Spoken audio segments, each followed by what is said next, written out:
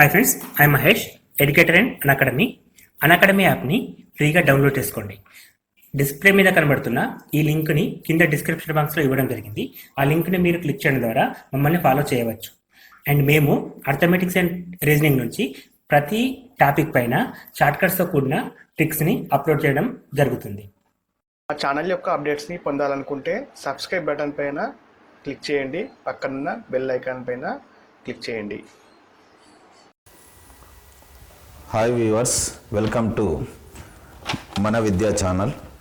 So ఇప్పటికి వరకు మనం 2014, 15, 16, 17 వీడియోలను అప్లోడ్ చేసాం. తర్వాత వచ్చేసి వాటి గురించి కులంకుశంగా ఎగ్జామ్ పాయింట్ ఆఫ్ వ్యూలో ఇంపార్టెంట్ అనుకున్నటువంటి అంశాలను మనం డిస్కస్ చేయడం జరిగింది. ఈ వీడియోలో మనం మేజర్గా ఏంటి అని అంటే 2018కి సంబంధించినటువంటి కరెంట్ ఈవెంట్కి సంబంధించినటువంటి పథకాలను గురించి చర్చించుదాం. సో ముందుగా ఈ పథకాల్లో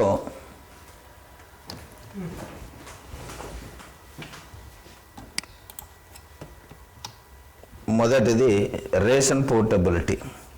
సో రేషన్ పోర్టబిలిటీ అనేటువంటిది 2018 ఏప్రిల్ 1న ప్రారంభించబడడం జరిగింది. సో ఇందాకనే మనం ప్రస్తావించినాం టీ రేషన్ అంటే ఎక్కడెక్కడ తెలంగాణ లోపల రేషన్ షాపులు ఉన్నాయనేటువంటి వాటి కోసం ఒక యాప్ అయితే, ఇదేమో పోర్టబిలిటీ. దీని ద్వారా అవసర రీత్యా కొన్ని పరిస్థితుల వల్ల వలస, తాత్కాలిక వలస, దీర్ఘకాలిక వలస కాకుండా తాత్కాలిక, 1 సంవత్సరానికి 3 నెలలకు పేదలు అనేటువంటి వాళ్ళు పని చేసుకోవడానికి వేరే జిల్లాలకు, వేరే ప్రాంతాలకు వెళ్తూ ఉంటారు. ఈ రేషన్ కోసం మళ్ళీ తిరిగి వాళ్ళు ప్లేస్లోకి రావాలి అంటే, నెల రావాలంటే వాళ్ళకు అధిక భారమై కూర్చుంటుంది. దీన్ని గమనించినటువంటి ప్రభుత్వం రాష్ట్రంలో ఎక్కడ పని చేసుకున్న ఆధార్ కార్డు వేలు ముద్రల చేత సో ఎక్కడి నుంచి అయినా రేషన్ సరుకులను తీసుకునేటువంటి వెసులుబాటు కల్పించినటువంటిదే రేషన్ పోర్టబిలిటీ. తర్వాత వచ్చేసి మనం కనుక చూస్తే బస్తీ దవాఖానా. ఇది 2018 ఏప్రిల్ 6వ తారీఖు నాడు ఈ బస్తీ దవాఖానా అనేటువంటిది ప్రారంభించబడడం జరిగింది. ఈ బస్తీ దవాఖానా అనేటువంటిది ప్రస్తుతం ఎన్ని ఉన్నాయంటే 57 ఉన్నాయి. సో సుమారుగా 10,000 జనాభాకి ఒక దవాఖానాను నిర్మించడం అనేటువంటిది దీని యొక్క ముఖ్యమైనటువంటి ప్రణాళిక. సో దీని లోపల యాక్చువల్గా మీరు గమనించాల్సింది ఏంది అని అంటే, ఈ పథకానికి శ్రీకారం చుట్టింది మాత్రం 2017 డిసెంబర్ 13వ తారీఖు నాడు. తర్వాత వచ్చేసి ఇప్పుడు అఫీషియల్గా స్టార్ట్ అయింది 2018 ఏప్రిల్ 6. దీని యొక్క ముఖ్యమైనటువంటి ఉద్దేశం ఏంటి అని అంటే, మురికి వాడల్లో పట నివసిస్తున్నటువంటి పేదలకు మెరుగైనటువంటి వైద్య సేవలను అందించడం అనేటువంటిది ఈ పథకం యొక్క ముఖ్యమైనటువంటి ఉద్దేశం. తర్వాత వచ్చేసి టీ యాప్ పోలియో. సో ఈ టీ యాప్ పోలియో అనేటువంటిది గతంలో పట ఏంటి అని అంటే కర్ణాటక అనేటువంటిది ఈ విధానాన్ని ఉపయోగించింది. తర్వాత వచ్చేసి ఇప్పుడు 2018 ఏప్రిల్ 25వ తారీఖు నాడు మన తెలంగాణ ప్రభుత్వం ప్రవేశపెట్టింది. దీని ద్వారా ఏంటనంటే మీ సేవా కేంద్రాలకు, మనం అన్ని రకాల సేవలకు ఇప్పుడు మీ సేవకి వెళ్తున్నాం. మీ సేవా కేంద్రాలకు వెళ్లకుండానే దాదాపుగా 150 ప్రభుత్వ సర్వీసులను ఫోన్ ద్వారానే పొందేటువంటిది, మరియు ప్రభుత్వ సేవలను అతి వేగవంతంగా వినియోగించుకోవడం కోసం ఇది ప్రారంభించబడినటువంటి యాప్. తర్వాత వచ్చేసి ఈ దీని ద్వారా ఎంతోమందికి సో అంటే వ్యయ ప్రయాసాలు కూర్చాల్సినటువంటి అవసరం లేకుండా ఈ టీ యాప్ పోలియో అనేటువంటిది ఉపయోగపడుతుంది. తర్వాత వచ్చేసి Rythu Bandhu, farmers investment support scheme. Farmers investment support scheme ఇది 2018 మే 10వ తారీఖు నాడు కరీంనగర్ జిల్లాలోని హుజరాబాద్ మండలంలోని సో షాలపల్లి చెలుపుల దగ్గర ఉంటుంది. తర్వాత వచ్చేసి ఇందిరానగర్ లోపల ప్రారంభించబడింది.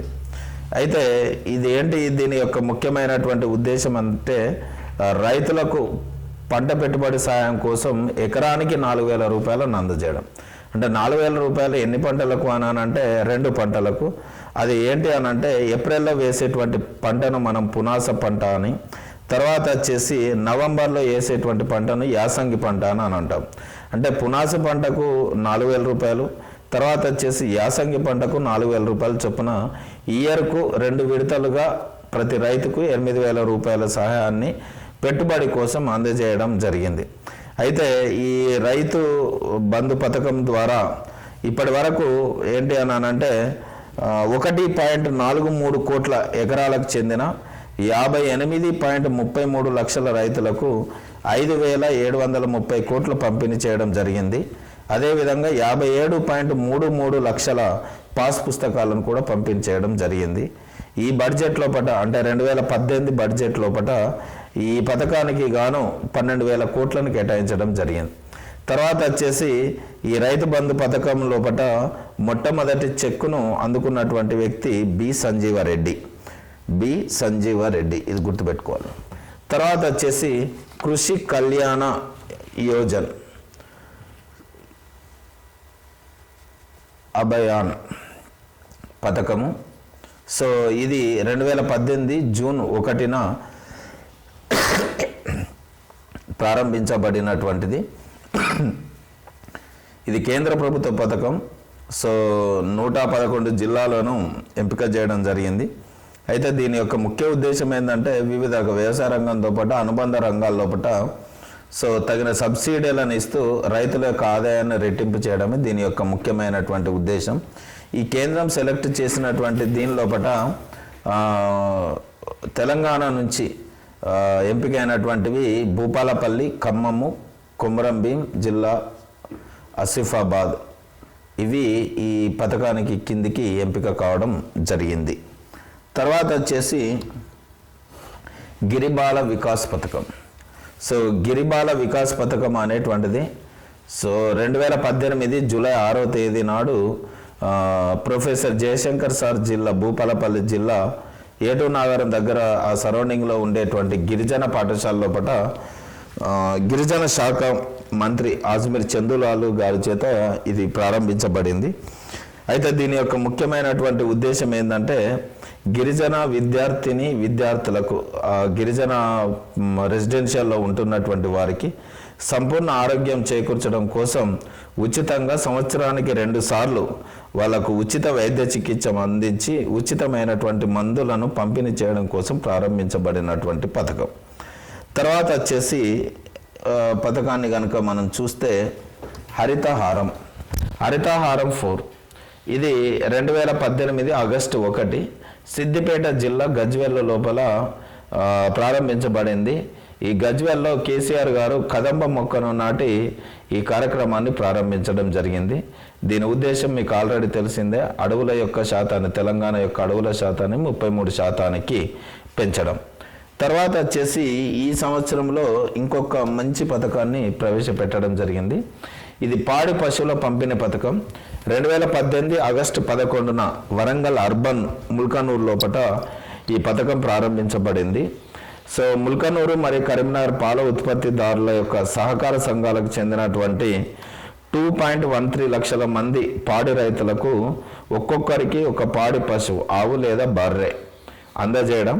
అయితే ఈ పథకం లోపల ఏందనంటే ఎస్సీ ఎస్టీ లబ్ధిదారులకు 75% సబ్సిడీ అంటే సుమారుగా 60,000 రూపాయలు. అదే మిగిలినటువంటి వారికి 50% సబ్సిడీ అంటే 40,000 రూపాయల సబ్సిడీ చేత వీళ్లకు పాడి పశువులను అందజేయడం జరుగుతుంది. ఈ పథకంలో 3 సంవత్సరాల వరకు బీమా ఉంటుంది. అంతేకాకుండా 3 సంవత్సరాల లోపల 300 కేజీల దానాను కూడా ఉచితంగా అందజేయడం జరుగుతూ ఉంది. తర్వాత వచ్చేసి తెలంగాణ కంటి వెలుగు కార్యక్రమం. సో ఇది 2018 ఆగస్టు 15వ తారీఖు నాడు మెదక్ జిల్లా తూఫ్రాన్ మండలం మల్కాపూర్ లోపల ఈ కార్యక్రమాన్ని ప్రారంభించడం జరిగింది. దీని ముఖ్యమైనటువంటి ఉద్దేశం ఏంటంటే కంటి సంబంధిత వ్యాధుల నివారణ, వాటికి ఉచితంగా చికిత్స, మందుల పంపిణీ చేయడం దీని యొక్క ముఖ్యమైనటువంటి ఉద్దేశం. అయితే ఈ ఉచిత పరీక్షలు అనేటువంటివి 3,70,00,000 మందికి ఇది అనువర్తింపజేయడం జరిగింది. తర్వాత వచ్చేసి దీనికోసం గాను 828 బృందాలు పనిచేశాయి. తర్వాత వచ్చేసి 40 లక్షల కంటి అద్దాలు ఉచితంగా అందజేయడం తర్వాత వచ్చేసి 114 ఆసుపత్రులను శస్త్రచికిత్స చేయడం కోసం ఎంపిక చేశారు. మరియు 4 లక్షల మందికి శస్త్రచికిత్స నిర్వహించబడింది. తర్వాత వచ్చేసి కనుక మనం చూస్తే ఈ సంవత్సరంలో అంటే తెలంగాణ ప్రభుత్వం డిజాల్వ్కు అయిన సందర్భానికి ముందు ఇక చిట్ట చివరి పథకము ఇదే, రైతులకు జీవిత బీమా పథకం. సో ఇది కూడా 2018 ఆగస్టు 10 ప్రారంభించబడింది. అయితే దీని పథకము యొక్క లబ్ధిదారుడు ఏ విధంగా ఉండాలి అనేటువంటి దాన్ని చూస్తే 18 సంవత్సరాలు తప్పనిసరిగా ఉండాలి. తర్వాత వచ్చేసి ప్రతి రైతుకు ఏదైనా కారణాల చేత మరణం సంభవిస్తే 5 లక్షల బీమా కల్పిస్తారు. అయితే ఒక్కొక్క రైతుకు 2,271 రూపాయలన్నర చొప్పున ప్రీమియాన్ని ప్రభుత్వమే చెల్లిస్తుంది. ప్రతి సంవత్సరం దీనికి గాను 636 కోట్లు ఎల్ఐసికి ప్రభుత్వం జమ చేయాల్సి ఉంటుంది.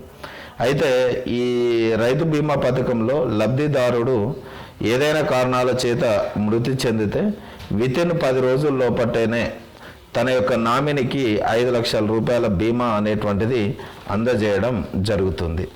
సో వ్యూవర్స్, ఇప్పటి వరకు మనం 2014 నుంచి 2018 వరకు కరెంట్ ఈవెంట్గా ఇప్పటి వరకు తెలంగాణ ప్రభుత్వం చేపట్టినటువంటి అన్ని రకాలైనటువంటి ముఖ్యమైనటువంటి పథకాలను మనం డిస్కస్ చేయడం జరిగింది.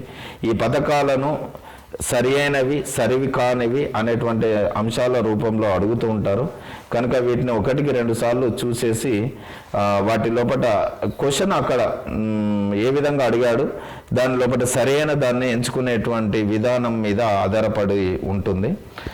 ఈ పథకాలే కాకుండా మీరు కొన్ని వాటిని కూడా ఇప్పుడు ఉదాహరణకి కొన్ని యాప్లను కూడా గుర్తుంచుకోండి. సో ఇప్పుడు ఈ మధ్య కాలం లోపల మనం గమనించినట్లయితే మహిళల రక్షణ కోసం టోల్ ఫ్రీ నంబరు 181 అని, తర్వాత వచ్చేసి ఇప్పుడు షీ టీము వ్యవస్థ, తర్వాత వచ్చేసి వేరే ఇప్పుడు ఉదాహరణకి హిమాచల్ ప్రదేశ్ లాంటి మహిళా రక్షణ కోసం సో శక్తి యాప్ అని, తర్వాత పక్కనే ఉన్నటువంటి ఆంధ్రప్రదేశ్ మహిళల రక్షణ కోసం అభయ యాప్ అని. సో ఇలాంటివి వాటిని కూడా కొన్ని జనరల్ అవేర్నెస్గా ప్రతిదీ ఏదో ఒక మెటీరియల్ నుంచి ఏదో ఒక పుస్తకంలో నుంచి రావడం అనేటువంటిది జరగదు. సో మీరు జనరల్ అవేర్నెస్తో పాటు కొన్ని జనరల్ అంశాలను కూడా క్రోడీకరించుకొని చదివితే మీరు సక్సెస్ అవుతారని మా ఛానల్ ద్వారా తెలియజేస్తున్నాం. So all the best. Thank you.